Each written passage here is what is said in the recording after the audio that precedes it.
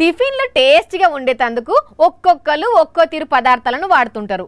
వాళ్ళు చేసే టిఫిన్లను బట్టి పిండిలో వాళ్ళ ఫ్లేవర్ యాడ్ చేస్తుంటారు. చట్నీ చేసేటప్పుడు కూడా గంతే. అయితే గిడో కాడ హోటల్లో ఇడ్లీలల్లో బొద్దింకని యాడ్ చేసిర్రు.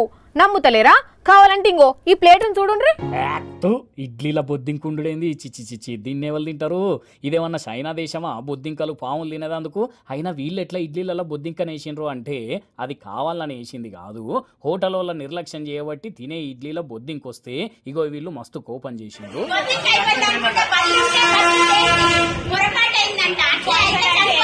భద్రాచలం బస్టాండ్ ఎదురుగున్న హోటళ్లకు చాలా మంది తినేదందుకు వస్తారట. అట్లనే వీళ్ళు కూడా పోయి ఇడ్లీ ఆర్డర్ చేస్తే ఇగో ఇట్లా బొద్దింకగా కనబడ్డది. ఇక దీన్ని చూసేసరికి కడుపుల పేగులు కుతికలు దాకా వచ్చినట్టు అయిందట వీళ్ళకు.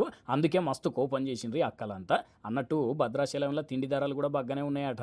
అందుకే అధికారులు వీటి మీద చర్యలు తీసుకోవాలని కోరుతున్నారు. ఏందో ఏమో పోన్రి గింత సోయి మనిషి ఎట్లా వండుతారో ఏం పాడో. అదే ఇడ్లీ వాళ్ళని తినమంటే అప్పుడు తెలుస్తుంది.